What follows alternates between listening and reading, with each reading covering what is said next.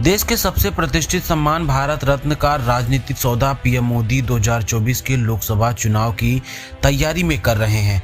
ऐसा दोस्तों हम नहीं कह रहे, ऐसा इनके चहेते और लाडले पत्रकार ही मोदी के गुणगान में बता रहे हैं। जिस भारत रत्न के राजनीतिक इस्तेमाल और वोटों के लिए थोक के भाव में जिसकी सौदेबाजी होने पर इन पत्रकारों को एक स्वर में सरकार पर सवाल उठाना चाहिए था, ये पत्रकार बेशर्मी से इस कृत्य के लिए मोदी की तारीफ के कसीदे लिख रहे हैं। आरएलडी के नेता जयंत चौधरी को बीजेपी में जाने की खबर के बीच पीएम मोदी ने चौधरी चरण सिंह को भारत रत्न देने का ऐलान कर दिया। अब लोगों का आरोप है कि पीएम मोदी चौधरी चरण सिंह के पोते जयंत को बीजेपी में ज्वाइन कराने के लिए ऐसा कर रहे हैं।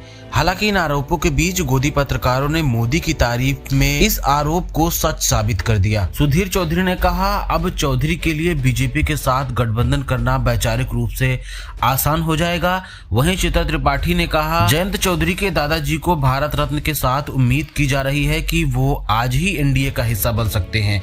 नरेंद्र मोदी ने जयंत चौधरी को लेकर तीसरे टर्म में बड़ी प्लानिंग कर रखी है, सूत्रों ने ये जानकारी दी। दोस्तों, पत्रकार सुधीर चौधरी और चित्रा त्रिपाठी के ट्वीट पर ध्यान दें तो ये स्पष्ट है कि इनका ये मानना है कि इस भारत रत्न के दिए जाने के बाद से जयंत चौधरी बीजेपी में ज्वाइन करने से मना नहीं कर सकते। ऐसे में जयंत चौधरी का बयान भी ऐसा आया है, उन्होंने कहा है कि अब किसी भी सूरत में बीजेपी को मना नहीं किया जा सकता, जिससे स्पष्ट होता है कि बीजेपी में ज्वाइन करने के लिए उन्हें भारत रत्न का प्रलोभन दिया गया। अब ऐसे में भारत रत्न का राजनीतिक दुरुपयोग भी इसे कहना गलत नहीं होगा। आपको बता दें, पीएम मोदी ने चौधरी चरण सिंह के चरणों में पुष्पांजलि अर्पित करते हुए अपनी तस्वीर शेयर करते हुए कहा, हमारी सरकार का यह सौभाग्य है कि देश के पूर्व प्रधानमंत्री चौधरी चरण सिंह को भारत रत्न से सम्मानित किया जा रहा है। इस तस्वीर पर जयंत चौधरी ने कोट करते हुए लिखा, दिल जीत लिया #भारत रत्न।